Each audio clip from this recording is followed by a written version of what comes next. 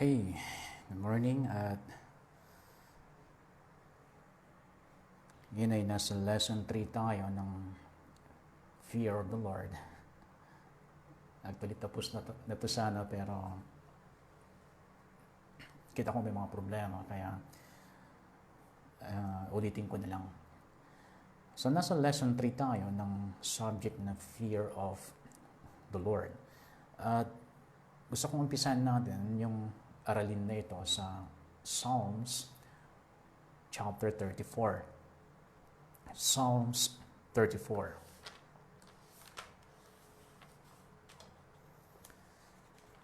Makikita natin dito yung another blessing na nakakamtan ng isang taong may takot sa Diyos. Kung maalala po ninyo, marami tayong mga natalakay last lesson tungkol sa mga blessing ng pagkakaroon ng takot sa Diyos. Nandiyan ang real knowledge, wisdom, nandiyan ang physical healing or health, nandiyan ang wealth, honor, riches, at kung ano pa, long life, blessings ang mga yan na natatanggap ng isang taong may takot sa Diyos. So, sa kabilang panig, syempre, pag wala tayong takot sa Diyos, kabaliktaran yung ating matatanggap. Imbis na healing and health, sakit ang matatanggap natin. Imbis na wealth, honor, and riches, kahirapan ang ating matatanggap. So, kabaliktaran. Imbis na knowledge and wisdom, then kamangmangan ang ating matatanggap kapag wala tayong fear of the Lord. At dito sa Psalms 34, isang napakahalaga na kailangan nating malaman na ito ay para lang sa mga may takot sa Diyos. Kasi minsan ina-assume natin ito na nangyayari, nag-ooperate siya kahit sa panahon wala tayong takot sa Diyos. At ito ay malaking pagkakamali. Okay? So sabi sa Psalms 34 verse 7, "For the angel of the Lord is a guard. He surrounds and defends all who fear Him." Okay? So yung angel of the Lord daw, sila ay guard. Pwede rin sabihing security guards, bodyguards. Okay? So, sa bawat araw, kailangan natin ang mga to. Yung mga guards daw na ito, sabi niya, He surrounds. Pinapalibutan tayo ng Diyos ng mga anghel. For what purpose? Sabi niya, defends all who fear the Lord. Nandiyan sila para tayo ay idepensa or ipagtanggol sa Satanas at ng kanyang mga kampuan. Sa anumang binabalak nila laban sa atin, kasi nandito sila para tayo ay patayin. Nandito sila para tayo ay pagnakawan. Nandito sila para tayo ay sirain. Pero kung meron tayong takot sa Diyos, nandiyan ang mga anghel na pumapalibot sa atin para tayo ay protektahan at ipagtanggol mula sa mga kapahamakang pinaplano ni Satanas at ng kanyang mga demonyo. Kaya napakalaga na tayo ay mag-cultivate at mag-develop ng banal na pagkatakot sa ating Diyos dahil ito ang nagbibigay sa atin ng katiyakan at kasiguraduhan ng Diyos nga ay pinapalibutan niya tayo ng kanyang mga anghel para tayo protektahan at ipagtanggol sa kapahamakan. Then verse 9, sabi niya, Psalms 34 verse 9,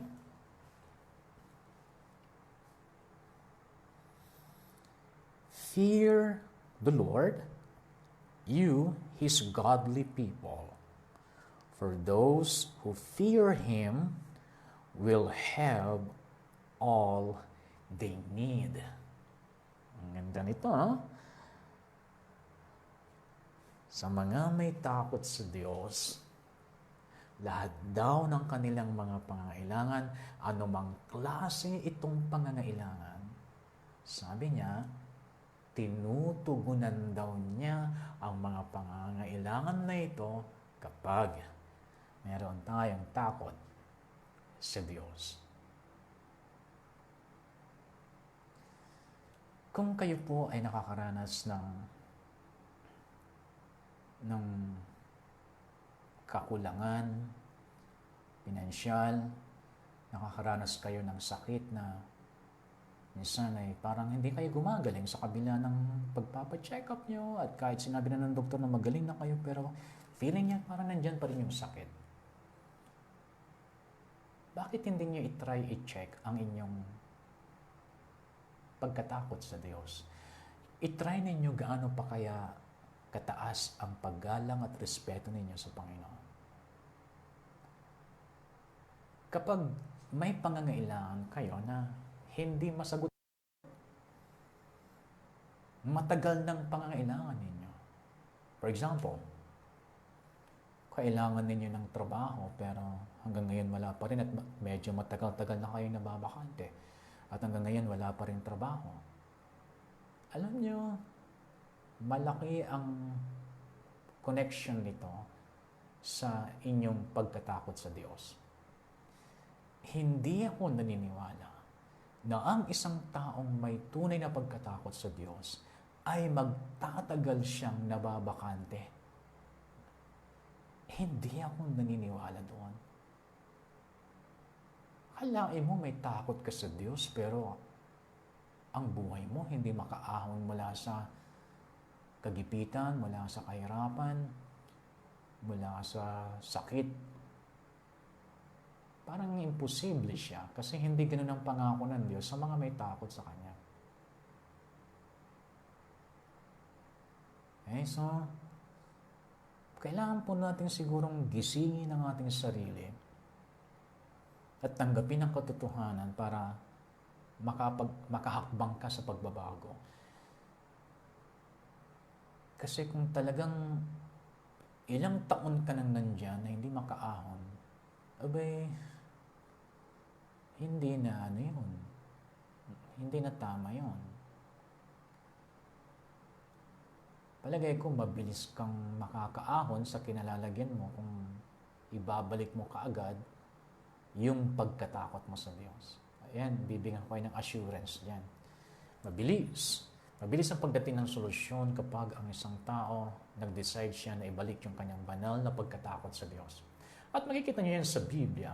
Once na bumalik yung takot nila sa Diyos, then mapupunta yon sa pag-seek sa Lord with all of their heart, and then nagkakaroon ng agarang solusyon sa mga problema nila.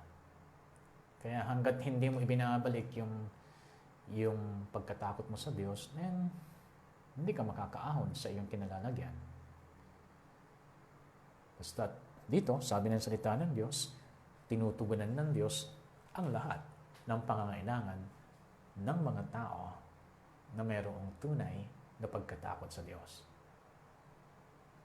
And then sa verse 11, sabi niya, verse 11, "Come, my children, and listen to me, and I will teach you to fear the Lord."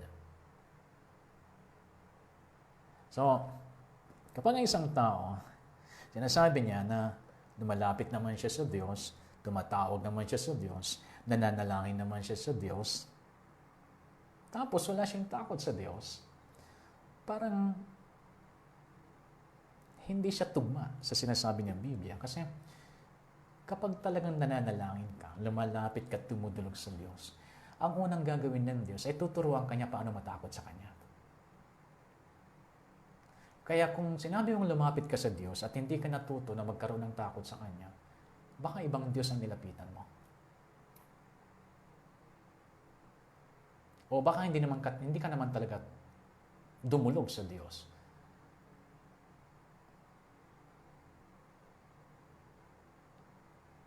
Kasi kung talagang dumulog ka sa Kanya, lumapit ka sa Kanya, tuturuan ka niya. Tuturuan ka ng ano? Tuturuan ka niya kung paano matakot sa Kanya. Kaya, the more na lumalapit ang tao sa Diyos, the more na nagkakaroon siya ng takot sa Diyos. The more na tumataas ang kanyang respeto at paggalang sa Diyos. Okay. Psalms 60. Psalms 60.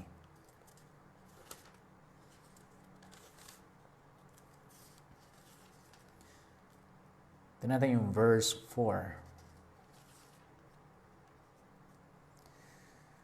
But you have raised a banner for those who fear you, a rallying point in the face of attack. Alam po niyo, every time na ang Satanas magpaplano siya ng atake sa inyo, ang Lord nagtataas siya ng banner, rally.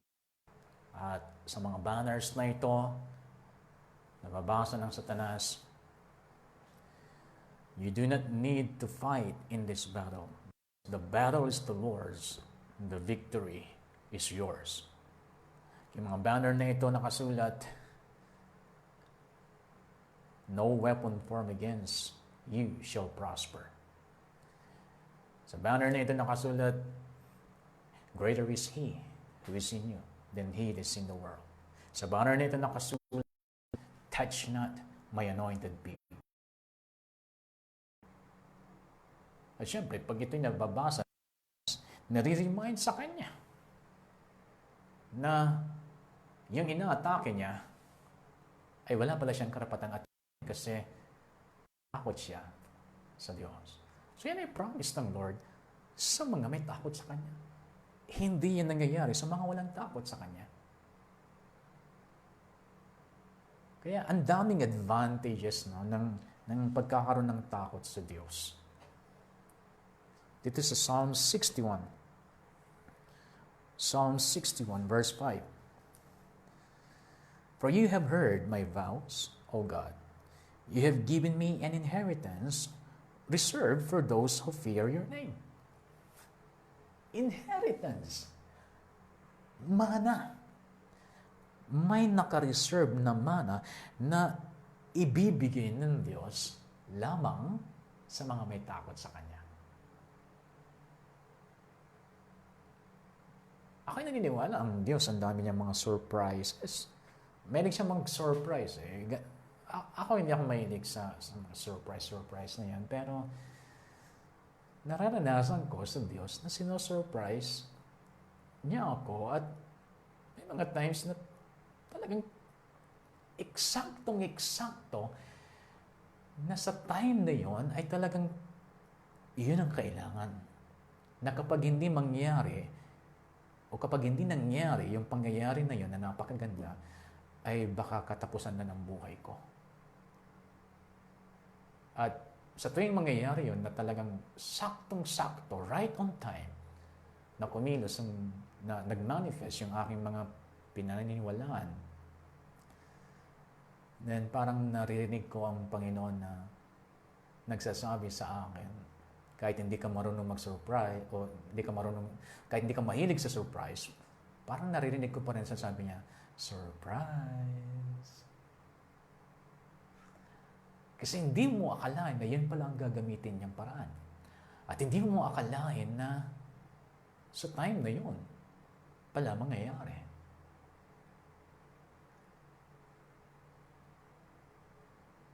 So may mga nakalaan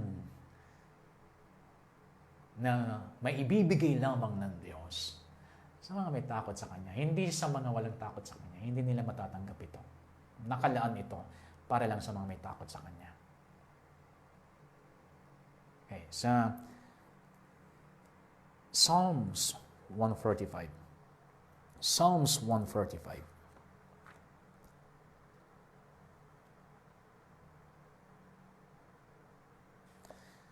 Psalms 145, verse 19. Sabi niya, He grants the desires of those who fear Him. He hears their cries for help and rescues them. Tignan niyo, grant the desires of those who fear Him. Sa ibang translation, He fulfills the desire of those who fear Him. Ang ganda ng word na ginamit niyang grant kasi yung word na grant ay kumbaga ni-require niya kanyang sarili na gawin ito kahit na hindi niya kayang gawin. At dahil ni-require niya kanyang sarili na gawin yung isang bagay, then bahala siya. Basta gawin niya sa anumang paraan na gagawin niya, sa anumang paraan maisip niya, at kahit hindi na niya kayang isipin magkaroon pa ng paraan, basta kailangan niyang gawin kasi nga sinabi niya. Yan ang ibig sabihin ng grant. Kaya ibig sabihin ito, pag ginamit niya yung word na grant, sure na sure ito. Kasi kahit na limbawa hindi kayang gawin ng Diyos, no choice, gagawin niya. Kung kinakailangan siya magkaroon ng extra power, then kailangan, gawin niya. Gawin niya, kung kinakailangan. May nangako siya eh. Ganyan ang ibig sabihin ng grant. May-require niya ang kanyang sarili. Na kahit hindi niya kaya, gagawin niya. Ano yun? Ano yung kahit hindi niya kaya gagawin niya? Sabi niya, He will grant the desires of those who fear Him. So, ibig sabihin nito, kapag ikaw ay nag-decide na natakot sa Kanya, na igalang siya at respetuhin, then you have the assurance that the desire of your heart will be fulfilled because it is already granted. Yan ang ibig sabihin ng word na grant. Tandaan natin lagi na ang fear of the Lord, kasama niya ang wisdom, kasama niya ang knowledge, kasama niya ang understanding, kasama niya ang counsel, kasama niya ang might or the ability. Dahil dito sa Isaiah chapter 11, titignan natin Isaiah chapter 11,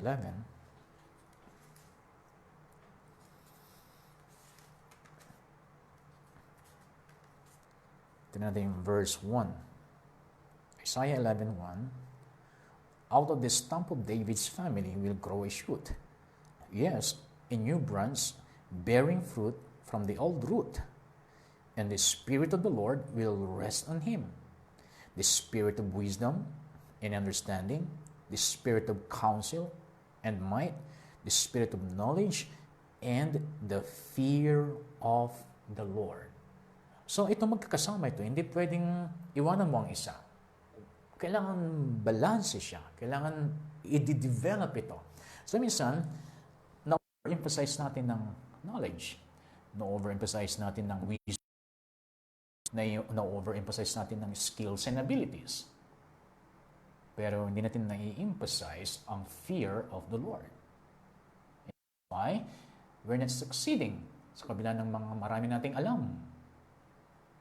Still, we are defeated. And we are failing. Why? Because we are not cultivating and developing the fear of the Lord. Ngayon, kapag na-cultivate ang lahat ng mga ito, wisdom, knowledge, understanding, counsel, skills, then ang magiging result nito, verse 3, He will delight in obeying the Lord. Mag-enjoy daw siya sa pagsunod sa ating Panginoon. Ang pagsunod sa Panginoon ay hindi burden sa Kanya. Hindi napipilitan. Kasi may mga gano'n na napipilitan lang. Pero pag may takot ka sa Diyos, hindi sa pilitan ang iyong pagsunod sa Kanya. I-enjoyin mo siya. Nagbibigay ng tuwa sa iyo yung pagsunod sa Diyos. At ang katunayan dyan, kapag ikaw ay nasa disobedience, nababagabag ka, hindi ka masaya. Ang kalungkutan mo ay hindi yung binasted ka or sinaktan ka ng boyfriend mo. Ang kalungkutan mo ay kapag nasa sitwasyon kang alam mong hindi ka sumunod sa will ng Lord. Hindi ka sumunod sa Kanyang specific direction. Hindi ka sumunod sa Kanyang salita na nireveal niya sa iyo at that moment. alam mo nasa disobedience ka, yan ang nagbibigay sa'yo ng kalungkutan. Higit na nagbibigay ng kalungkutan. Hindi yung kung wala kang pera, hindi yung kung ikaw ay may problema. Totoo, nakakalungkot naman yung mga bagay na ito, pero hindi yan ang talagang nagpapalungkot sa'yo. Ang number one na magpapalungkot sa'yo ay kapag alam mo nasa disobedience ka. Yan ang mga may takot sa Lord. Pero kung alam mo nasa disobedience ka at parang masaya ka pa rin, wala kang takot sa Kanya. Wala kang respeto sa Kanya. Wala kang galang sa Kanya. So, hindi mo siya mai-expect na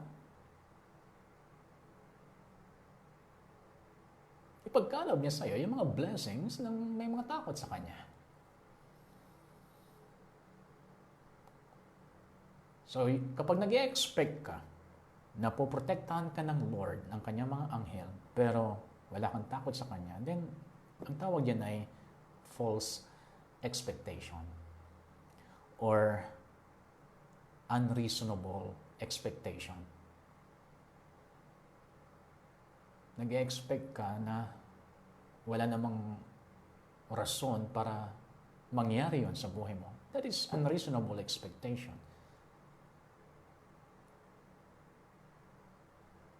Okay? So, sabi niya, ito pang mangyayari. He will not judge by appearance.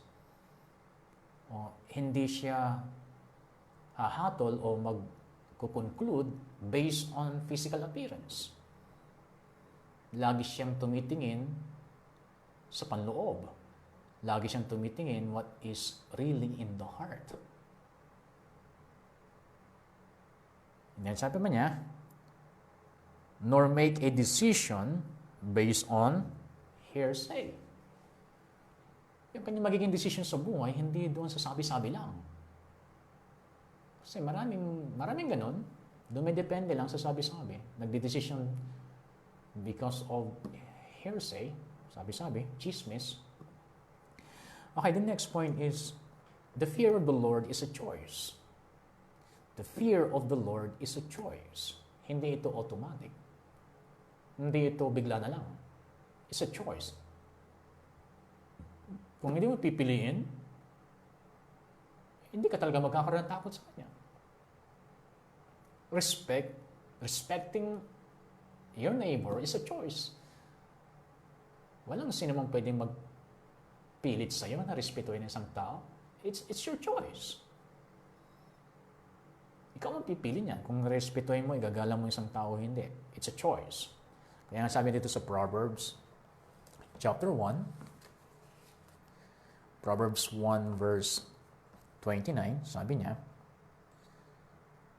for they hated knowledge and choose not to fear the Lord. Okay, tinan niyo dito yung phrase na choose not to fear the Lord. Hindi nila piniling katakutan ng Diyos. So, pinili nilang hindi matakot. So, kung pinili nilang hindi matakot, ibig sabihin, pipiliin mo rin na matakot. It's a choice. Kaya hindi mo pwedeng hintayin, Lord, bigyan mo ako ng pagkatakot sa'yo. Hindi. You must choose. Kapag pinili mo, then God will help you to develop it. At tinan niyo dito, yung contrast. Once na wala kang fear of the Lord, then, sabi niya, they hated knowledge. So, ang contrast, ito. Wala kang takot sa Diyos, hindi mo kagagalitan o kainisan, o di, kung wala kang takot sa Diyos, hindi mo pipiliin o hindi mo gugustuhin ang magkaroon ng kaalaman. Yung kaalaman na talagang totoong kaalaman. You will hate knowledge. Ang gusto mo lang yung secular knowledge. Once na wala kang takot sa Diyos, ang gusto mo yung secular knowledge. Yung mga natututunan na mga pampatalino, pampalaki ng ulo. Para masabi mong alam mo ito. Yun ang gusto mo pag wala kang takot sa Diyos. Pero pag may takot ka sa Diyos, ang gusto mong knowledge, yung mai-apply mo sa buhay mo na pwedeng magpabago sa'yo at pwedeng makatulong sa iba. You will hate that kind of knowledge pag wala kang takot sa Diyos. Kaya nga sa mga iba, wala na silang ganang makinig ng preaching pagka ang preaching ay about how to minister to others. Wala na silang ganang makinig ng preaching kung yung preaching ay about renewing the mind, transforming yourself through renewing the mind, living the life of obedience. Pagka sa mga bagay na ganito, ayaw na nilang makinig. Pagka halimbawa, grace-based prosperity. Pag ganon, okay. Receptive sila. Pero kung sinabi nilang grace to change, ayaw. Kasi ang gusto lang nilang knowledge, yung parang knowledge ng sanlibutan, which is makasarili at pampalaki lang ng ulo. So kung talaga may takot ka sa Diyos, mauuhaw ka sa knowledge that will change your life and that will help others. Dito sa Psalms 36,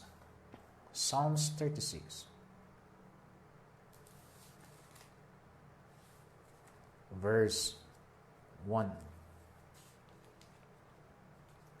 Psalms 36 verse 1, ito sabi niya, sin whispers to the wicked deep within their heart. They have no fear of God at all. So, tinan niyo yung contrast ulit na yan. If you have no fear of God, then sin deep within your heart will continue to. At dahil sa continuous yung kanyang pagbubulong sa atin, mahirap siyang labanan. Kahit sinong tao, kung lagi may nagbubulong sa kanya, every time na mayroon siyang dapat pagdesisyon na may nagbubulong, you will always be affected by those things na niwi-whisper sa'yo. Nakaka-apekto ang bulong, alam nyo ba yan? Ang bulong ay hindi malakas. Kasi pag malakas, hindi na bulong yon. Sigaw na yon. Ang bulong ay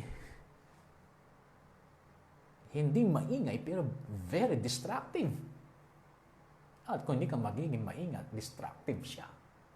Distractive. Nakakaistorbo, nakakasira ng buhay. Actually, marami nang nasirang buhay dahil lang sa nakinig sila sa bulong.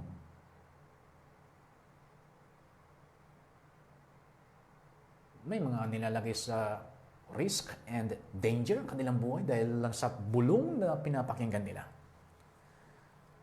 Sa katunayan, may mga naghiwalay dahil lamang sa bulong. Kaya yung mga mahilig magbulong, distractive kayo. Mga bulong ng bulong dyan, you're distractive. At kung hindi maingat yung binubulungan nyo, they can be destroyed.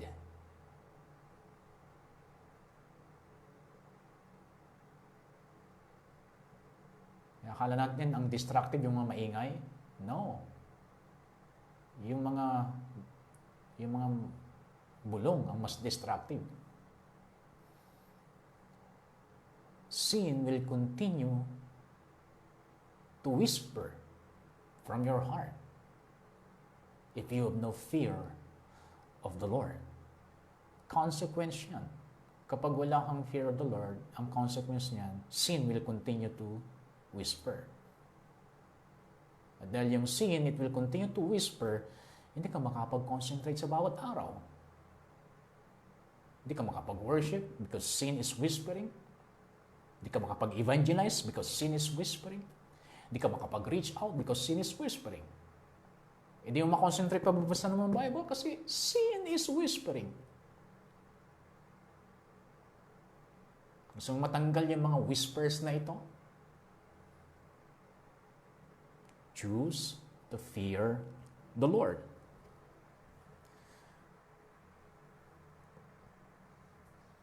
yung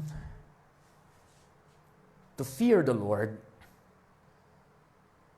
if you have a fear of the Lord,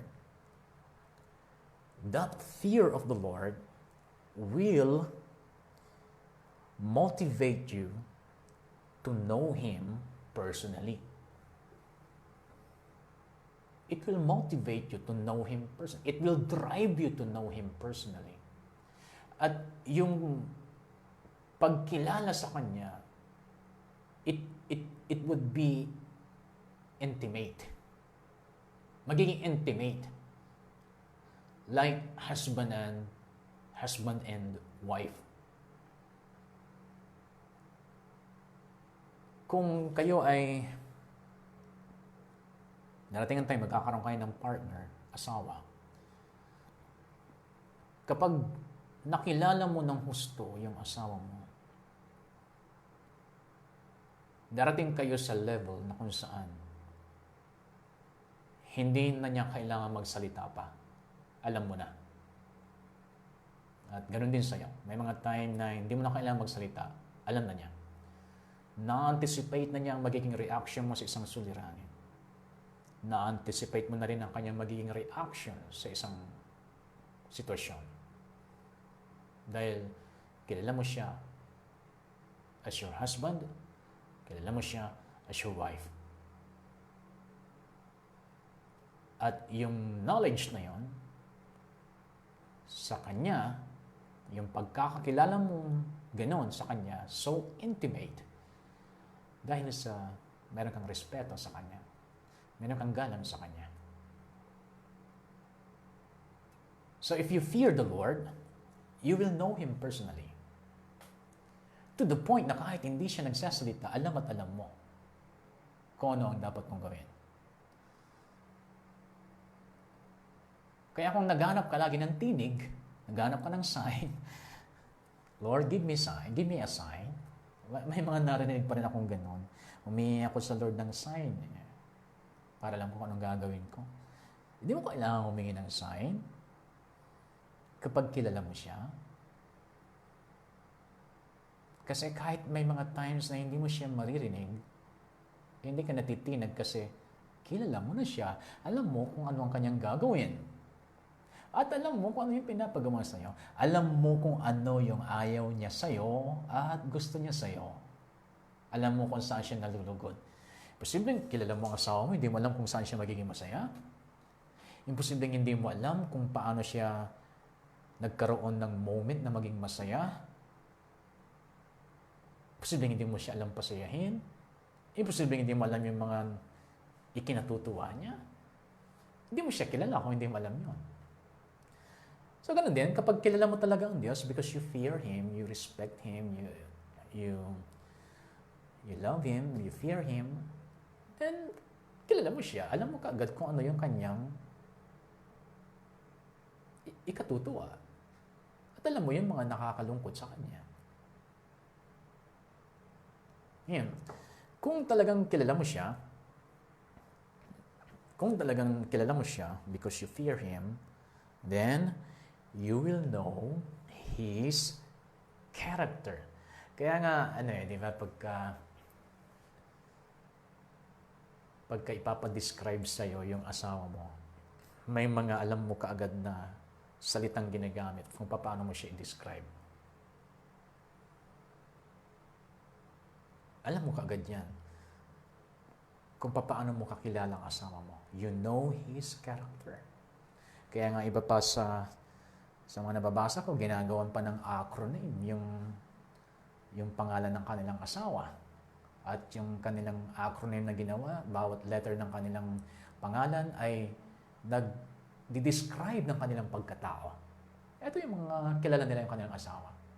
So if you know God because you fear Him, number one, you know that God hates evil. Kung talagang kilala mo ang Diyos, then you know that God hates evil. Alam mo galit siya sa masama. Kaya nga sabi niya dito sa Proverbs 8:13. Proverbs 8:13, sabi niya, to fear the Lord is to hate evil. Hindi pwede magsabay yan. Fearing the Lord and at the same time loving evil. Hindi pwede magsabay yan. Iisa lang ang mananaig dyan. It's either fear of the Lord or loving evil. I hate pride and arrogance, evil behavior, and perverse speech. So if you fear the Lord, then you know Him. And then if you know Him, then you know that God hates evil, God hates pride, God hates arrogance, God hates evil behavior, God hates perverse speech. You know that if you know God because you fear Him. You know that God hates evil, God hates pride, God hates arrogance, God hates evil behavior, and God hates perverse speech. Proverbs 14:2. He whose walk is upright fears the Lord, but he whose ways are devious despises Him. So, ang tao daw na maayos ang kanyang pamumuhay, ito, may takot sa Diyos ito. Sa hindi maayos ang pamumuhay, wala kasing takot sa Diyos ito.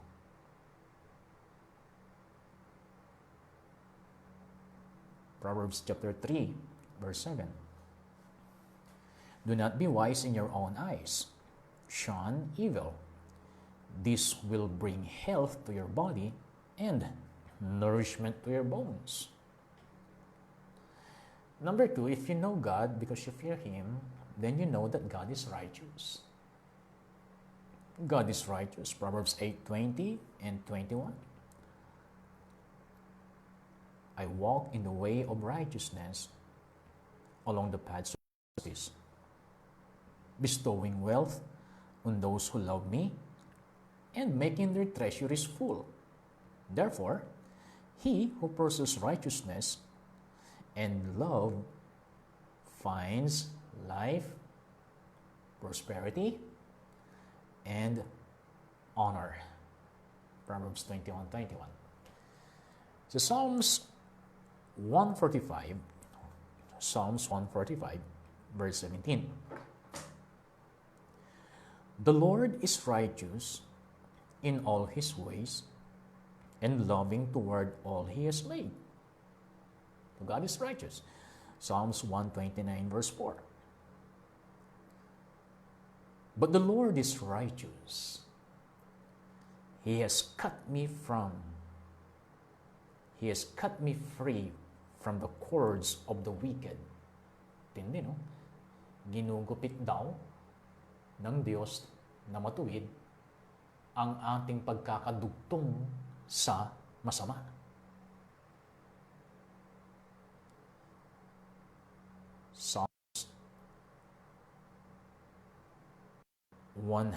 Psalms 19, 132.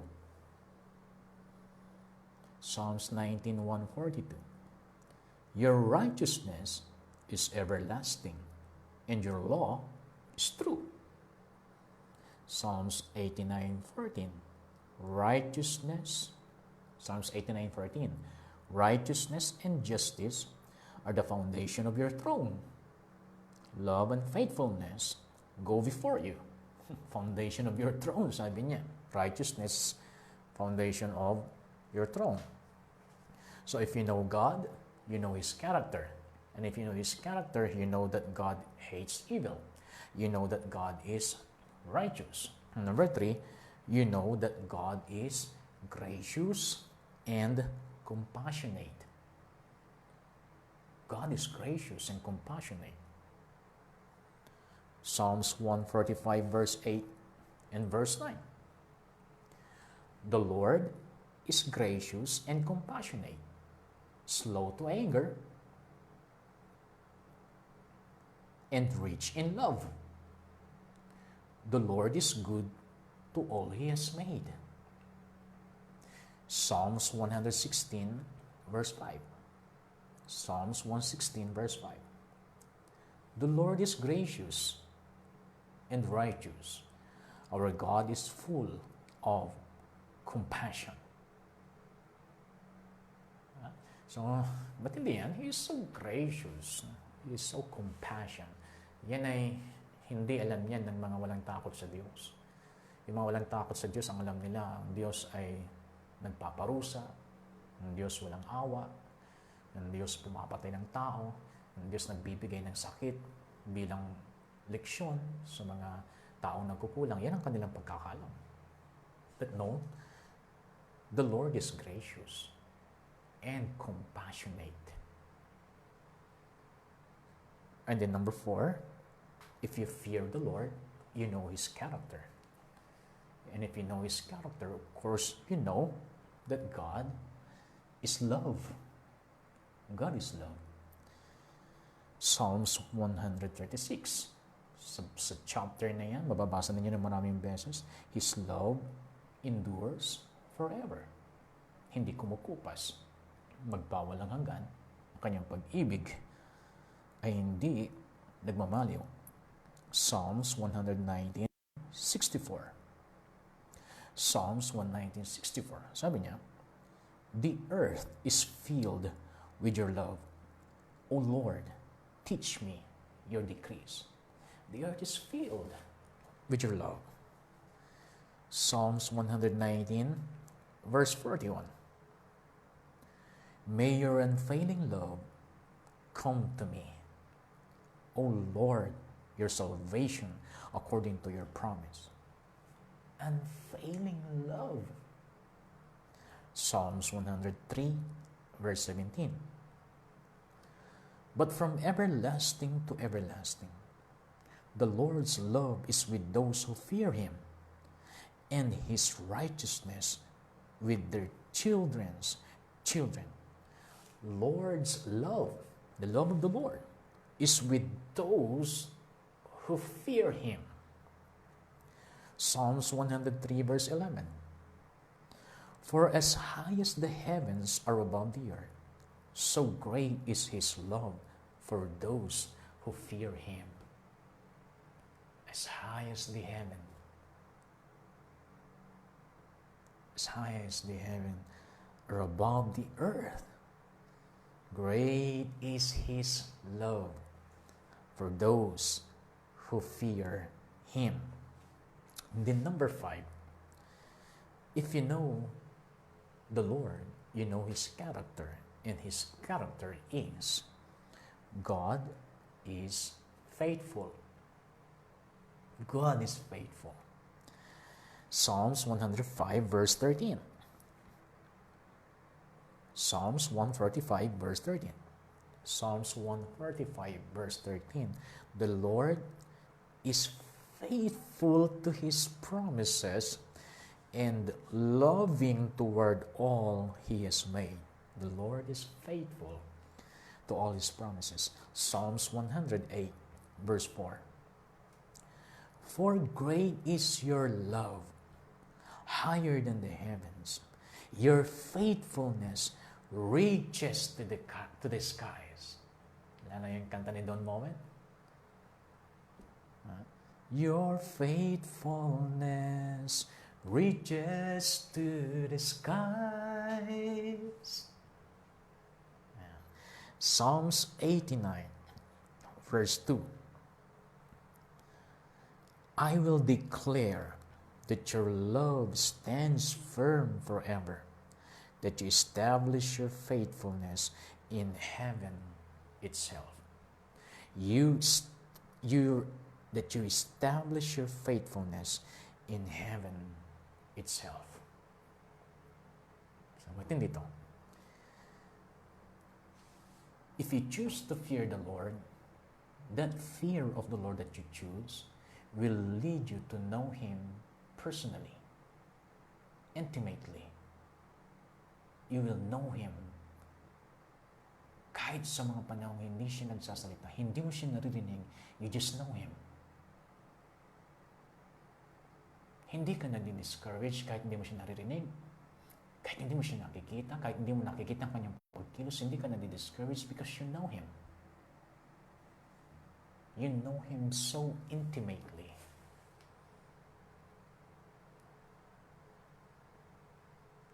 because you know Him so intimately, then you will know His character.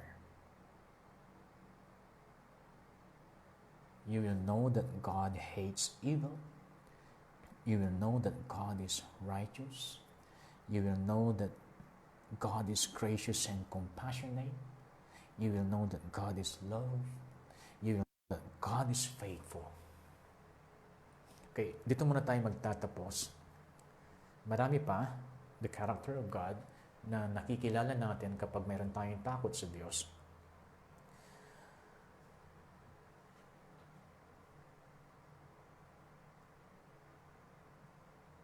Ano kayo mangyayari sa buhay ng isang mananampalataya? Nag-attend sa church,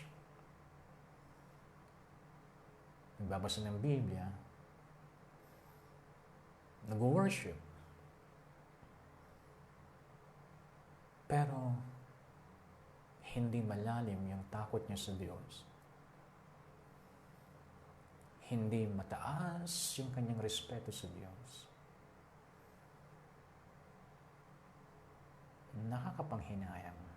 Nakakapanghinayang ang mga ganitong believers.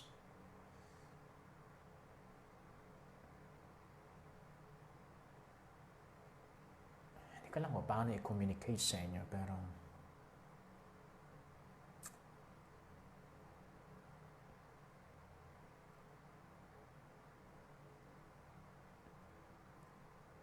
ilan ang mga napalampas na natin na sana ginawa ng Diyos natin yung mga bagay na magaganda na ito, pero hindi nangyayari sa atin dahil yung ating takot sa Kanya ay hindi pa talaga nadidevelop. Naisip ko lang na paano nyo iti-take yung bawat lessons na ito about the fear of the Lord, maybe about 9 and 12 to 14 lessons about fear of the Lord. And inisip ko lang, pag graduate na kayo ng Rhema, may isa sa pamuhay pa ba ninyo ito?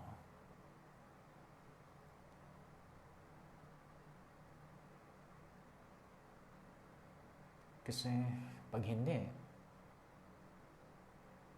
nakikita ko na kaagad ang kahinatan ng buhay ninyo, katulad ng mga gumraduate din sa Rhema, pero hindi talaga na-develop yung kanilang fear of the Lord.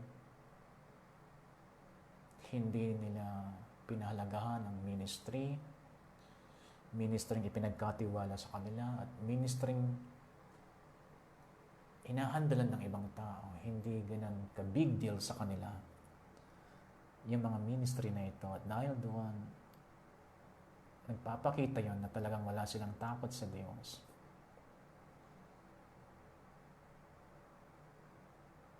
And para sa akin, siyempre masakit yon na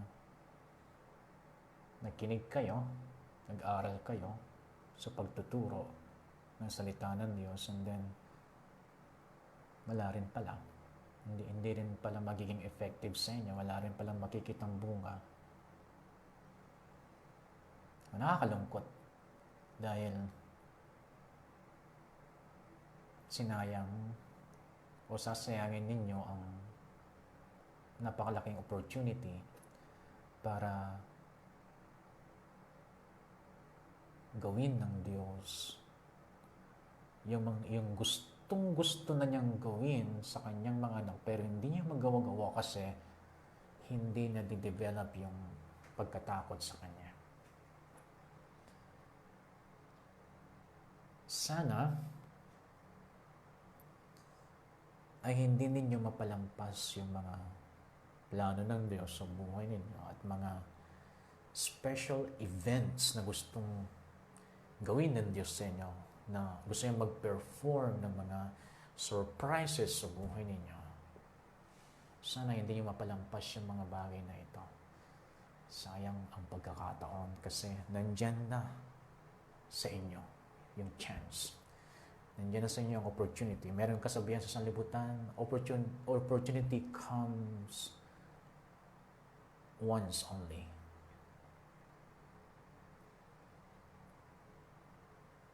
So, let this lesson, this subject, minister to you so deeply. Maybe, ito na lang yung kulang na knowledge na dapat yung malaman para makumpleto na yung hinahanap-hanap ninyo, para maging anointed kayo at maging maranasan nyo ang deliverance na matagal nyo nang maranasan sa buhay ninyo. So, para sa akin, big deal ito na subject. Mahalaga lahat ng subjects niya, but for me, this is one of the most important subjects when it comes to my success in life and ministry. Ito yung side na ito yung dahilan kung bakit nakikita ninyo, o ito yung pinakamalaking dahilan kung bakit nakikita ninyo how effective am I sa teaching, sa preaching, at sa mga ibang bagay pa. This is one of the important reasons kung bakit nakakapagturo ako ng ganito o nakakapag-preach ako pag ako'y nakita nyo nag-preach na very anointed. And then yung effectivity ko to communicate, yung effectiveness ko to meet the needs of the people because of the fear of the Lord. Okay, so dito muna tayo magtatapos. You're blessed.